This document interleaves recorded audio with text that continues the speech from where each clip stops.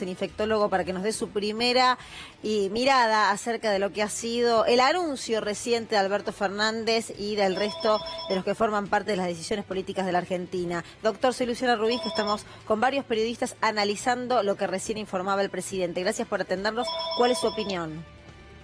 Bueno, yo creo que se ha tomado una decisión correcta, ¿no? De ir en forma escalonada, iniciando actividades tanto recreativas como productivas, para que y apelando un poco al autocuidado y a la solidaridad social y a la responsabilidad social de cuidarse, ¿no? A mí me parece que está bien, porque la cuarentena no se venían cumpliendo en las formas que uno quisiera que se cumplieran, ¿no? Sabemos que hubo mucho esfuerzo, diríamos, de parte de la gente, y es lógico que en algún momento el cansancio y demás haga que haya incumplimiento. Y a mí me parece que esto es bueno. Por otro lado, creo que es bueno mostrar lo que pasa en algunas provincias y cómo de repente, por el cumplimiento de una cuarentena, para aglomerarse o agruparse, cómo aparecen brotes, como es el caso de Jujuy, que lo planteó muy bien Morales, ¿no? Chaco, recién ahora está comenzando. Y el otro tema que es importante es que por ahora el sistema de salud, si bien está trabajando a pleno, no está saturado, que es otro tema que también hay que analizar. Yo recuerdo que hace, creo que un mes y medio, si no me equivoco, puede ser día más, día menos, un matutino en la mañana dijo que a fin de junio se iban a saturar las camas de terapia intensiva, ¿no? Y hoy las camas no están saturadas, por lo tanto, y ya pasaron más de 15 días, de 20 días, exactamente la fecha que se dio, que fue el jueves 22-23. Sé la fecha de memoria porque realmente me preocupó mucho. Ahora, que Eduardo, apareciera una noticia de esta característica, sí, claro, cuando el sistema de salud estaba trabajando a pleno y hoy sigue trabajando a pleno, ¿no? lo dijo hace algunos días, Eduardo, justamente Goyán, el ministro de Salud de la provincia de Buenos Aires. Los casos están aumentando, pero no hay una demanda extraordinaria de camas de terapia intensiva. Por eso se puede pensar en una flexibilización. ¿Coincide con esta definición? Yo coincido de que el sistema no está saturado, y segundo, que me parece correcto que uno vaya iniciando actividades escalonadas, tanto recreativas como cosas. Eso hay que hacerlo. Creo que se apela al buen sentido común de la gente, y hoy por hoy la demanda se está cumpliendo. Por ejemplo, en Cava, de repente un día hay un hospital que está saturado de las camas de terapia, pero hay el otro sistema atrás que sigue funcionando. Así que esperamos realmente que la curva, que yo creo que estamos transitando hacia el pico o en el pico. Esta es mi impresión. Yo creo que el mes de julio va a ser un mes duro desde el punto de vista de la pandemia, porque fíjese usted que en el AMBA prácticamente el 45% del total de las consultas en el AMBA, de los nuevos casos, ocurrió en la primera quincena de julio. Para que vea usted lo que está impactando julio, ¿no? Entonces yo imagino que hubiera pasado si no hubiéramos intentado hacer esta cuarentena el 3 de julio hasta mañana, ¿no? O hasta hoy, si usted quiere. Yo creo que se puede haber saturado el sistema. Así que me parece bien, y hay cosas que por supuesto podíamos haberla hecho mejor, también es cierto eso, ¿no? Doctor López Guarino lo saluda, ¿cómo le va? ¿Qué tal, Guarino? ¿Cómo le va? Usted plantea algo contrafáctico, ¿no? ¿Qué hubiese pasado si la Argentina no hubiese llevado adelante la cuarentena tal y como la hizo? Y está claro que hubiésemos tenido una situación mucho peor. Ahora, teniendo en cuenta eso y de alguna forma empezando este camino de flexibilización, ¿no cabe pensar que el próximo periodo, no sé, de 2 semanas, 3 semanas, puede traer más adelante también nuevamente una marcha atrás? Es decir, que si el virus circula más, vamos a tener más contagios y por ende vamos a tener más muertes. Siempre, Guarino, es una posibilidad, como le ha pasado a Israel, como le está pasando a Cataluña, como le ha pasado incluso en otros países como Corea, por ejemplo, que aparezcan brotes y uno tiene que aparecer en esa zona una marcha atrás para bloquear cuarentenas cortas y salir. No me parece que tengamos ni que vamos a ocurrir una cuarentena total país. ¿Está bien? Sí. Yo creo que vamos a tener que trabajar sobre conglomerados, sobre jurisdicciones. Es bueno el modelo que planteó Morales, el de Perico, ¿no? Vio como de repente creció y uno lo tiene que ir a bloquear 14 días y después salir. Claro. Esto está ocurriendo en otros países y es posible que ocurra en Argentina. Pero en algún día, en algún momento, nosotros tendríamos que iniciar escalonadamente una salida a la cuarentena. Ahora, los muchachos que dicen, yo le digo muchachos cariñosamente, ¿no? Que hay que aflojar todo, no hay ninguna cuarentena cuando se aflojó todo al mismo tiempo que haya tenido éxito, al contrario, fue un gran fracaso. Y la OMS dice, cuando uno tiene que abrir una cuarentena, hágalo escalonadamente y verificando cómo son los resultados. Quiere decir que estamos en el fondo tratando de avanzar en esto, apelando mucho a la responsabilidad social. Eduardo, un minuto, ahí volvemos, así tomamos contacto con Olivos. Luciana. Daniela está allí, al doctor en un ratito le vamos a preguntar, porque es interesante su análisis de si no es el pico en la Argentina, así que en un ratito vamos a seguir hablando de este tema. ¿Qué está pasando en Olivos, Daniela? ¿Cuáles son los movimientos? Y me gustaría también que detallemos los próximos pasos que ya dio a conocer Axel Kicillof que se van a hacer en provincia de Buenos Aires. Sí, Luciana, recién salió el helicóptero de la gobernación con el gobernador Axel Kicillof, dos de sus ministros más cercanos, Jessica Rey y Carlos Bianco, acompañándolos en este acto. Partieron hacia La Plata porque, como decíamos, a las 18 horas van a dar una conferencia de prensa para especificar cómo va a ser esta nueva etapa en la provincia de Buenos Aires. Axel Kicillof, durante el anuncio, dio un adelanto de cómo va a ser. Dijo que a partir del día lunes van a reabrir aquellas industrias, sobre todo ubicadas en el cordón del Gran Buenos Aires, en la zona del AMBA del Gran Buenos Aires, algunas de industrias que ya habían estado abiertas en etapas anteriores y que van a reabrir, por supuesto, con los protocolos pertinentes. Dijo también que a partir del miércoles van a reabrir los comercios de cercanía y anticipó que a partir del lunes próximo, es decir, del lunes 27 de julio, se dará permiso para que se ejerzan algunas actividades profesionales. No especificó de qué actividades se trata, pero se espera que durante el anuncio de las 18 horas se haga referencia a esto. Las salidas de los niños, otro de los temas que también comparamos siempre con la capital, va a seguir siendo por el momento, según se anticipó, con los mayores a cargo hacia los negocios de cercanía, es decir, que los niños y niñas pueden acompañar a sus padres o sus madres a hacer las compras más cercanas. Esto es lo que se adelantó hasta ahora, repetimos. El gobernador Kicillof no habló de fases, en este caso como sí lo hizo Rodríguez Larreta, pero esto fue un primer adelanto de lo que se conocerá a las 18 horas durante la conferencia de prensa. Es interesante, Daniel, lo que remarcabas. Tampoco habló de los runners. A mí lo que me cuentan del entorno de Axel Kicillof, que no hay manera de convencerlo de que esta posibilidad puede implementarse, la de los niños y de los paseos similares a lo que ocurre en Capital Federal, y que la posibilidad bien latente, como acá ocurrió en Capital, que regresen los runners, es algo que se va a realizar en este sector, pero que Axel Kicillof no está de acuerdo por ahora en provincia. En un ratito volvemos con vos, Daniela, para que nos sigas contando qué ocurre allí en Olivos. Bien, seguimos conversando con Eduardo López. A ver, Eduardo, otra definición, y en este sentido, del propio gobernador de la provincia de Buenos Aires, de Axel Kicillof, cuando dijo que en la Argentina se han infectado de COVID-19 6.000 chicos, 20 en estado crítico y 5 lamentablemente fallecieron. Bueno, un dato que impacta, ¿no? Sí, en realidad los chicos tienen muy poco riesgo de enfermarse y bajísimo riesgo de morirse. Pero hay un fenómeno que es interesante.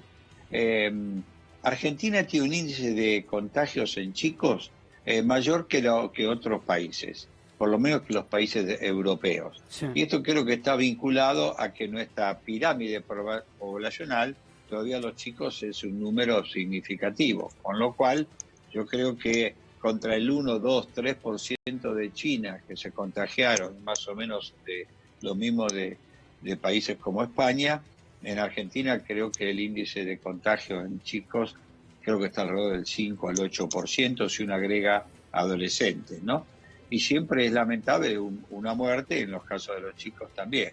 Ahora, por suerte, la enorme mayoría han evolucionado bien, ¿no? Así que generalmente fallecen los individuos que tienen, los niños que tienen comorbilidades o inmunodeficiencias de algún tipo o enfermedad oncológica, ¿no? Bien. Pero independientemente de eso, siempre una muerte es importante en este aspecto, ¿no? Eduardo, recién le preguntaba antes de volver a tomar contacto con Olivos de un concepto que había mencionado. ¿Cree que este es el pico o en los próximos días estamos llegando al pico de casos en la Argentina y después esa cantidad de contagios diarios va a empezar a descender? Mire, no lo sé con exactitud. Lo que yo digo es que estamos transitando hacia el pico o en el pico, porque el pico en realidad es un área, son habitualmente lo que pasó en Europa, que fueron 6, 7, 8 días constantes de casos, luego baja un escalón, diríamos, y pasa otros 10 días, y después recién ahí empieza la bajada más pronunciada. Fíjese usted que en España y en Italia, diríamos, el pico se sostuvo durante 10 días, después pasó a otros 10 días y después empezó a bajar. Por eso a veces, cuando se le pide, digamos, a la salud pública y a los gobiernos, ¿no? Bueno, empecemos el fútbol. Ningún país, por ejemplo, europeo comenzó a entrenar sino cuando estaba en franca caída el número de casos.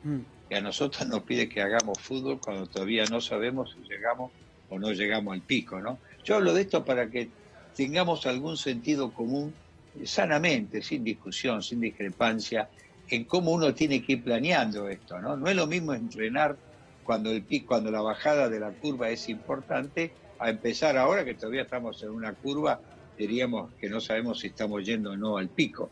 El hecho que la curva se aplane no implica que la curva esté en caída, que son dos conceptos que hay que aclarar, ¿no? Ahora, Eduardo, ¿qué inmunidad genera el COVID-19? Se sabe que uno, genera anticuerpos y eso es determinante. ¿Estoy protegido de forma definitiva del coronavirus? Es una buena pregunta. En general, los individuos, ya sea los que son asintomáticos puros o que los que hacen enfermedad, aunque tengan pocos síntomas, fabrican anticuerpos. Los asintomáticos en algunos trabajos fabrican menos títulos de anticuerpos que los sintomáticos. Sin embargo, aunque a usted le parezca mentira, nadie sabe cuál es el título genuinamente protector. Y por otro lado, sí sabemos que esos anticuerpos duran un tiempo por ahora, alrededor de 2 meses, 60, 70 días, pero no hay estudios a más tiempo. Y hay algunos trabajos que dicen que los anticuerpos se caen rápido. Si estas dos últimas circunstancias son correctas, que los anticuerpos se caen rápido y no duran más allá, por ejemplo, de un año, usted se da cuenta del rol que tiene una vacuna, porque es la única manera de que ustedes, esos individuos, tienen ese tiempo.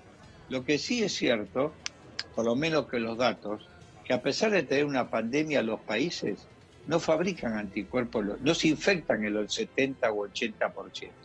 En España se infectaron el 5%, en Suecia el 7%, en Madrid, que tuvo un gran brote, fue el 11%, con lo cual la mayoría de la población, diríamos, queda susceptible, podría ser, o por lo menos sin anticuerpos, con lo cual nuevamente volvemos al rol de la vacuna, ¿no? Esto es importante para tener en cuenta, es que lo que sí no hay es reinfección. Un individuo que se infecta no se vuelve a infectar, por lo menos en el mediano plazo. Eso sí está estudiado, porque individuos que se infectaron en el mes de diciembre o enero no se han reinfectado, ¿está bien?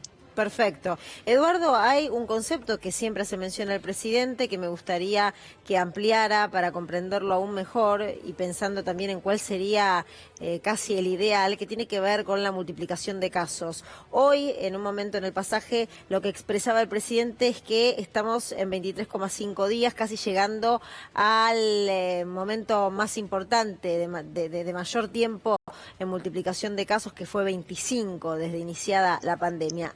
Exacto. Que antes de esta restricción, de paso también informo por si alguno esa parte no la vio, era de 14 días la duplicación de casos, ahora estamos en 24. Cava, 16 y 30. Llegó a 12 Cava no, Conurbano llegó a 12. ¿no? Llegó a 12, sí. Lo que hoy explicaba era Cava en 16 antes de esta última restricción, ahora a 31 días.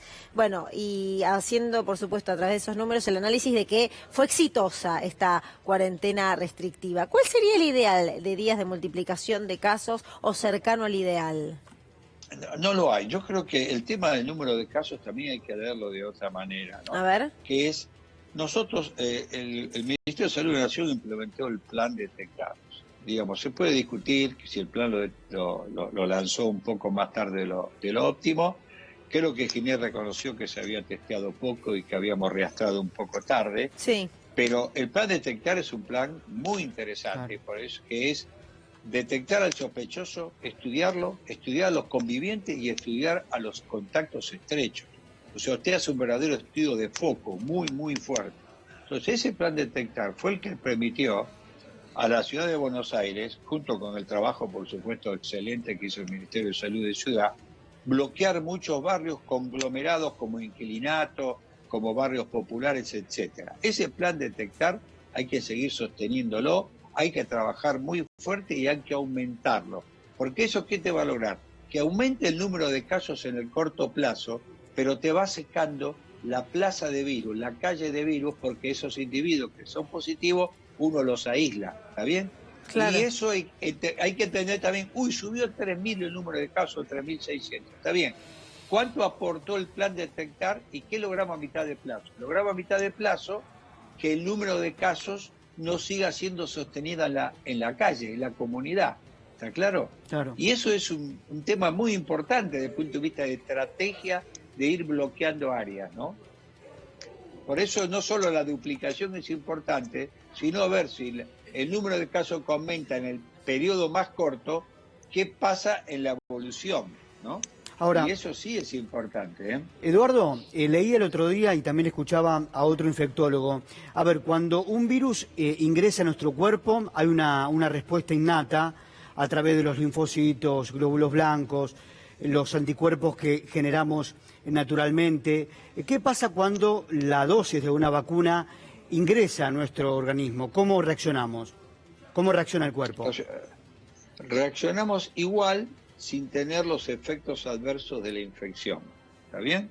O en tenerlo en grado mínimo. O sea, el virus COVID cuando ingresa, en algunos individuos hace que el organismo produzca una exageración de sustancias inflamatorias, ¿está bien? Sí. Las producimos, del individuo que algunos las producen de más, y se produce lo que se llama una respuesta multisistémica inflamatoria en demasía. Y eso es deleterio, eso es lo que hace la enfermedad pulmonar, eso es lo que hace la enfermedad en varios órganos, y es lo que hace que los individuos tienen que tener pasaje a terapia intensiva o enfermedad grave.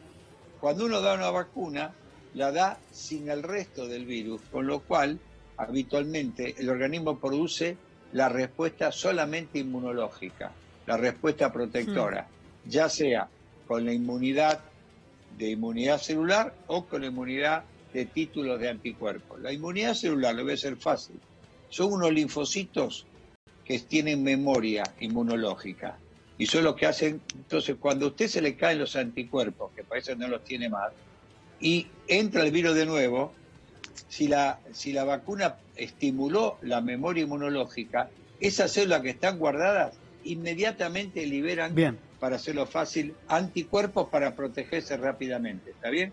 Entonces eso es lo que logra la vacuna. El organismo cuando entra el virus también lo hace, pero lo hace con tiempo, y en el tiempo que tarda en producir eso es donde uno puede tener efectos graves de esa respuesta inflamatoria que comentamos antes. Eduardo, como siempre, muchas gracias y es un placer escucharlo. No, muchas gracias a ustedes. Digamos a la gente que tenga autocuidado, cuidemos a los adultos mayores sobre todo. Vieron ustedes que la mayor cantidad de muertes es de 75 años, ¿no? Sí. Entonces cuidémonos, resguardemos a los adultos mayores, salgamos a hacer las cosas que tengamos que hacer y volvamos a nuestra casa. Bien. No hagamos agrupamientos para el Día del Amigo. Por favor, ustedes que tienen alta llegada, recuerden que el Día del Amigo es un día de resguardo familiar, resguardo en la casa y no hacer reuniones ni tampoco